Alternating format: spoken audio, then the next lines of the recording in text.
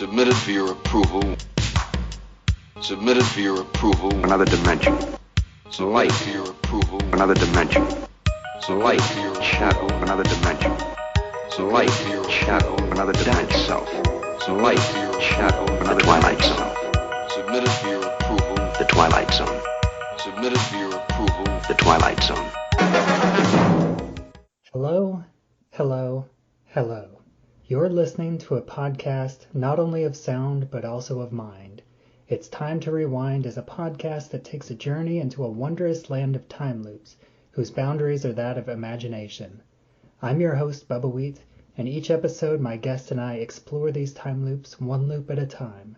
This stop is Trapped in the Twilight Zone, and this is the fourth stop at 2020's Season 2, Episode 9, Try, starting at 25 minutes and 6 seconds with a morning montage, and ending at 25 minutes and 30 seconds with Mark asking Claudia if she saw that truck.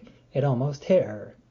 Here with me is my guest, Jason Soto from his Rabbit Hole podcast empire. How are you doing today? I'm good. Thank you for acknowledging it's an empire. No problem. I appreciate it. Yeah, it's good to have you back here, and I think it's funny that, you know, whenever I gave you the choice of sections for this episode, I'm like, you know, you don't have to pick the montage. I know, but I think that's the most fun. I think that's the most fun to talk about. So let's do the montages. I'll be your montage guy. I don't care. All right, so this, and I talked about it a little bit on the previous episode, that this episode is a little bit different format. We haven't quite gotten to the true time loop episode of the Twilight Zone, but this one is a lot closer, and this is kind of the time loop section where we get, you know, 3 quick flashbacks to previous attempts. This is really the first visual explanation that he really is trapped in a time loop, because in the first section of the episode, it's just implied that he's already been in this time loop for a while, and this is him just remembering previous times where he tried to save Claudia from the truck, and in this one he gets to her too quickly, so the truck just zooms past, and she didn't even notice that it looked like it was going to hit her. Yep. So yep. I guess let's talk about the loop here. There's not really a whole lot to talk about, but what did you think of this little section? I refer to it as the meet cute montage. Yes, this was the moment that I guess Mark was going to save Claudia from the truck, and this is one of the many attempts. Hard to say if this is like the first one, this is like the 90th one. Like, we don't know what number tries we see here. We get like 3 out of supposed thousands. So it's hard to tell which one was the first one. So I was always curious about, could we be seeing the beginning part of it where he's like, oh, hey, there's this girl, she's pretty cute. She got hit by a truck, so when I do the loop again, I'm going to try to save her? Or is this well deep into, okay, she either got hit by a truck or almost got hit by a truck, so now I'm going to try to save her. So it's hard to say, but I like how we get different variations of it going wrong. Yeah. And this first one I think this was the one where he tried to do it, and he kind of came off as sounding like a jerk. Like, you know, he was like, hey, didn't you see that truck coming? Yeah, this is where he got to her too early, and so yeah. So she didn't even really see that the truck was coming for her, and he's like, "Did you see that truck? It almost hit you." And she's like, "What truck?" Yeah. And And I almost feel like this could be the first interaction with Mark and Claudia, because Okay. I do think that he's been trapped in this time loop, but we get the impression that he says that he's been trapped in here for over 1,000 days. That's Yeah. the number that he gives. So Yes. that's like nearly 3 years. And we know that he's been trying this date for a while, but probably not from the very beginning. So I think that it's reasonable to think that this is the first time that he saw this truck heading for Claudia, and it's like, hey, that's a cute girl. Let me go in and try and save her. And try that as my introduction. Like that's my way in. But it doesn't work the first time. Yes. Okay, that makes sense. I can see that. And I think, yeah, jumping ahead a bit, um, because I think I get the impression that this might be the first time, because we do see at the very end, if he does nothing, then the truck does not hit her. True. That is true. Yeah, that like all that, and all he had to do was just mind his own damn business, and she'd be okay. And I think before I get into some of the details that I noticed in this loop, let me ask you, what did you think about the episode as a whole? I'm guessing this was the first time you watched it. Yes, I for some reason, I love Twilight Zone. I like the original and the '80s one. I just never got around to this Jordan Peele version for one reason or another. And I do have Paramount Plus. Like I actually pay for it and everything. I just never really got around to watching, any of these new ones for no particular reason. I just never got to it. So when this opportunity came and you asked me to do this, I was like, oh, hey, I get to finally check out the Jordan Peele Twilight Zones, and that's cool. But with that said, yeah, the episode in itself I thought was okay. I thought it was pretty good.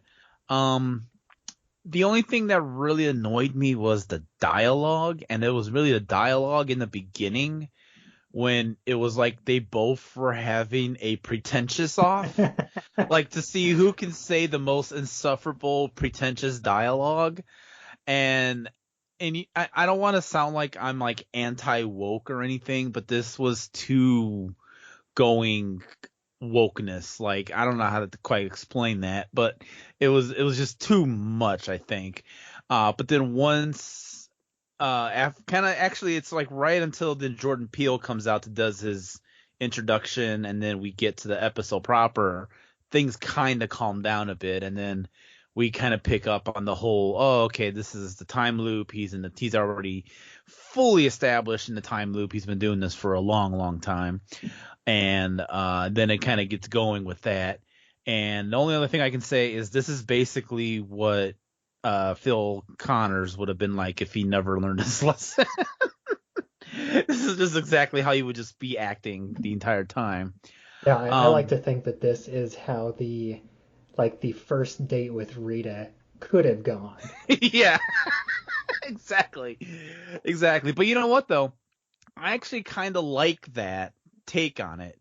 Instead of him learning a lesson, he just kind of progressively becomes more of a douche. Only because I think that's how it would be in real life. I think if anybody, had that power to just relive the same day for, 1,000 days or whatever, I think it's gonna get to you, and you're just gonna start acting cocky and kind of douchey. And I kind of appreciate, what they were going for in this episode. Like, he might have been like a normal, nice guy at the start of it, but now he's just constantly having to do this over and over again. It might just be getting to him, and now he's gone a little, I guess, mad with power, if you will. And so, like, I knew that you knew that there was some sort of time loop Mhm. aspect to this. Like, when did you start picking up on it, and like how this episode handled the concept of a time loop? The for me, and I don't know, this was everyone's first, they noticed this. The first time his watch beeped and then he did something, Yeah, he caught the water bottle. I was like, oh, okay, he's going through the time loop and he's already been through this. And by this point, I obviously didn't know how long he's been doing it, but I was like, okay, he's been through it a few times and he knew this water bottle was going to come right for them. So, and then every time after that, the watch would go off, he would do something else, like the gum thing or the helicopter or the security guard or whatever. I would be like, oh, okay. So it would have been at those moments I would have picked up on, okay, he's going through the time loop. I thought it was going to be her going through the time loop.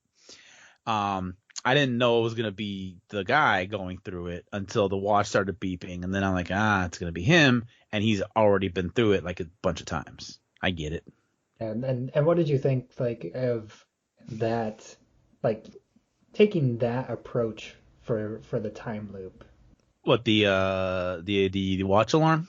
No, not specifically the watch alarm, but, putting us into the time loop, 1,000 loops in, and only really giving us one loop.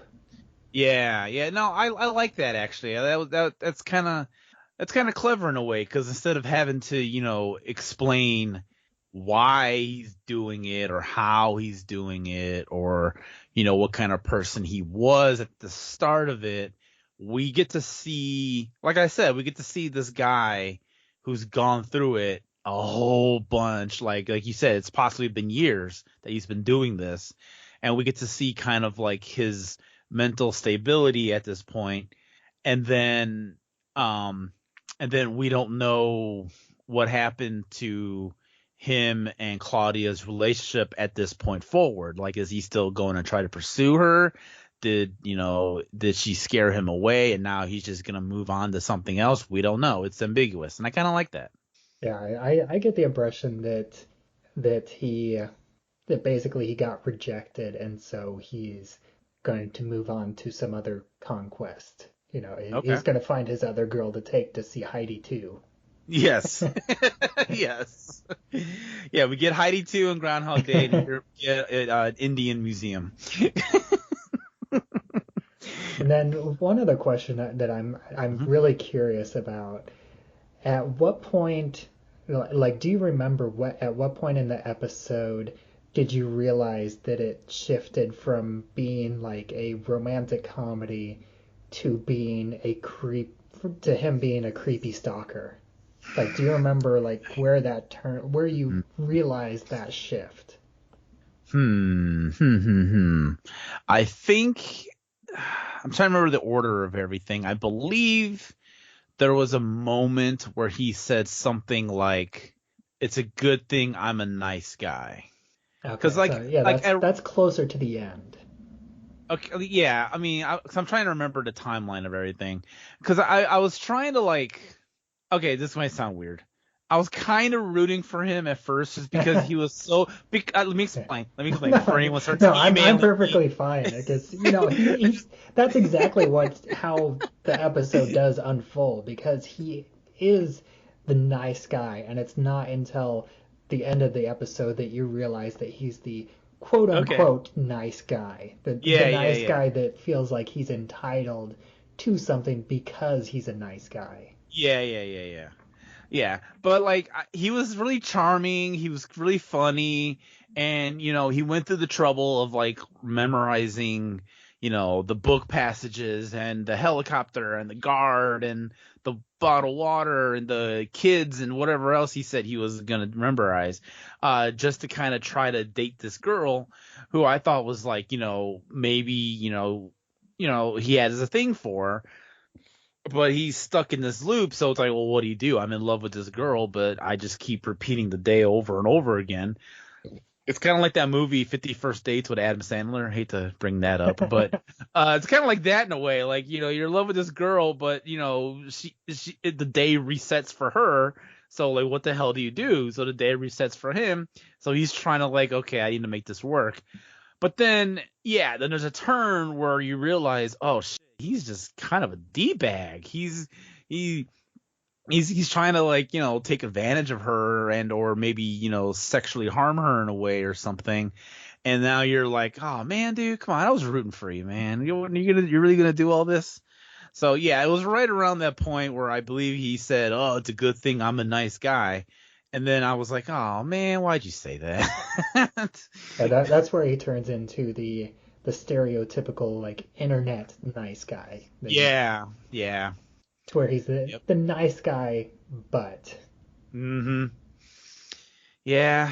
Unfortunately, all right. And then I wanted to jump back to the actual loop that we're looking at because mm-hmm. there's a couple little details that change from day to day, and then the the ones that I noticed in this one is the book that he's carrying Oh, is um, is titled The Misfit, okay. and I think that that's interesting because he is literally a misfit. Like he doesn't really Mm, fit into this relationship that he's yeah, trying to um, to develop, but he's trying to force it.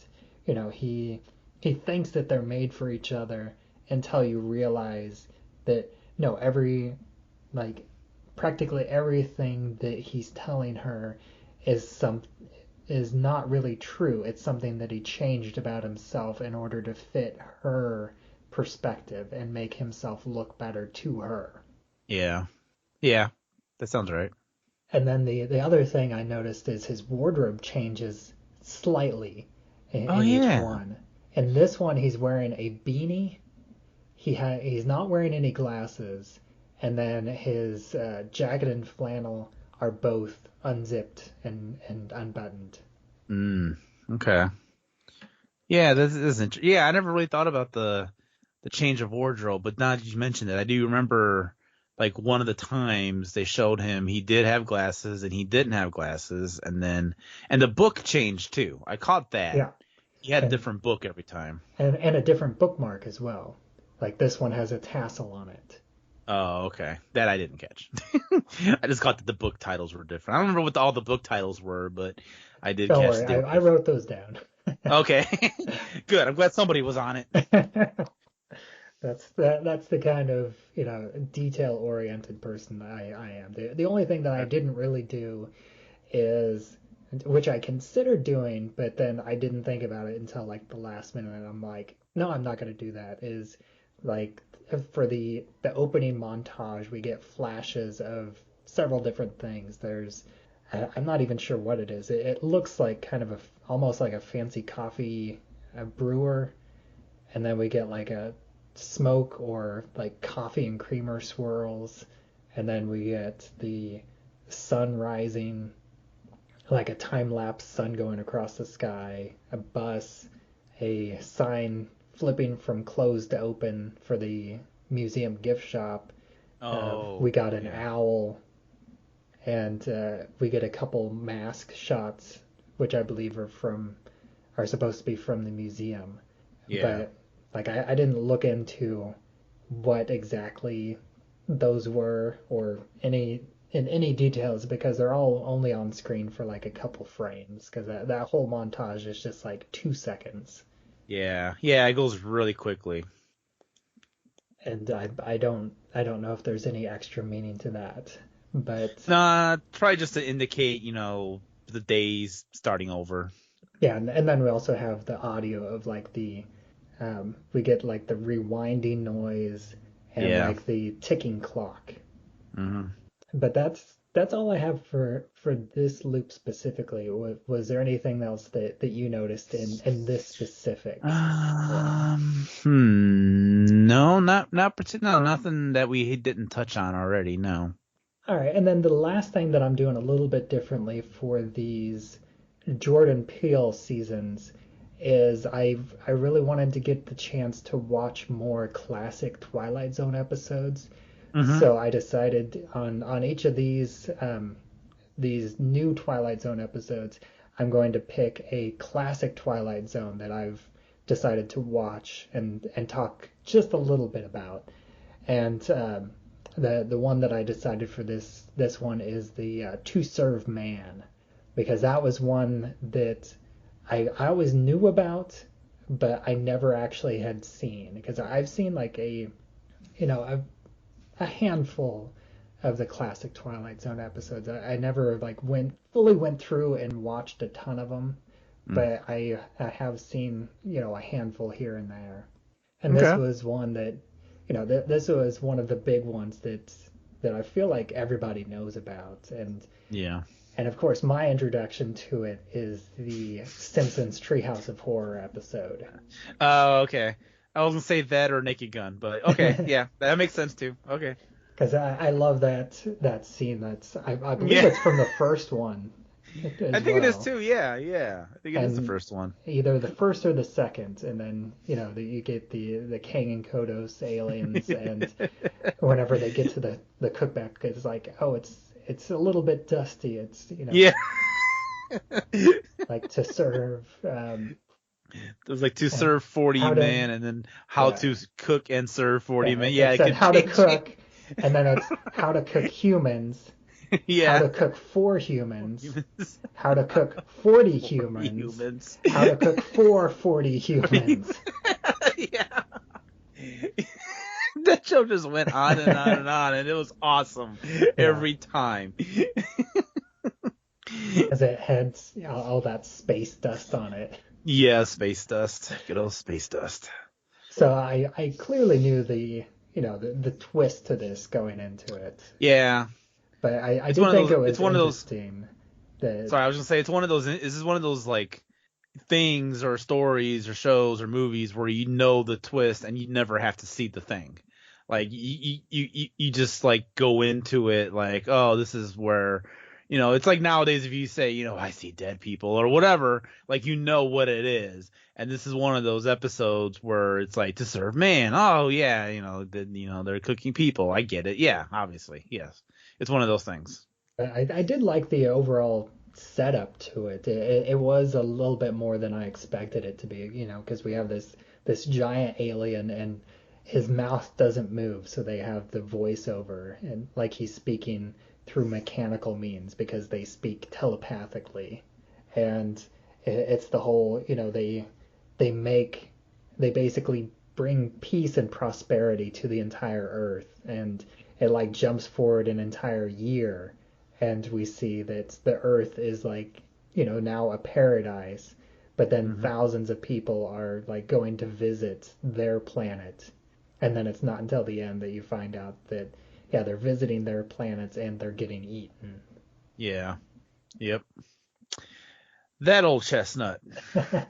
But it's a classic episode for a reason, and it is one of those that I think holds up and is interesting to go back and watch, and I'm glad that I got the chance to look back at it. But I'd like to thank you again for joining me on this season as well, and Yeah. talking about another montage here.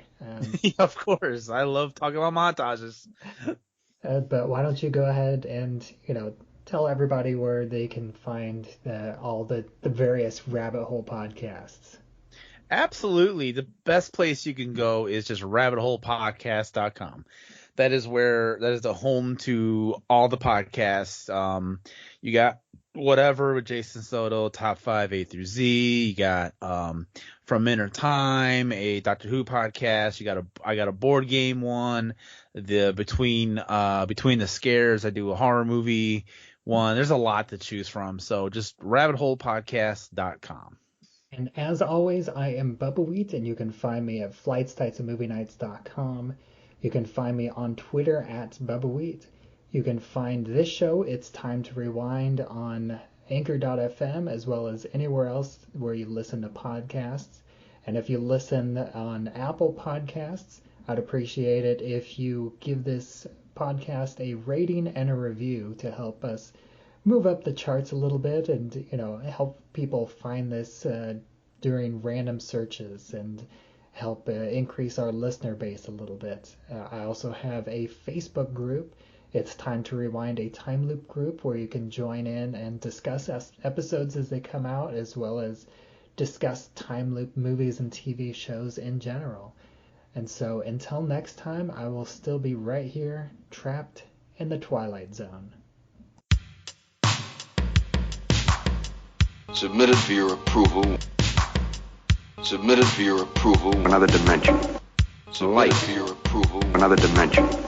Submitted Light. for your Shadow. approval. Another dimension. Submitted Light. for your Shadow. approval. Another dimension. Self. Submitted Light. for your Shadow. approval. Another Twilight Zone. Submitted for your approval. The Twilight Zone. Submitted for your approval. The Twilight Zone. Did you see that truck? It almost hit you. Okay.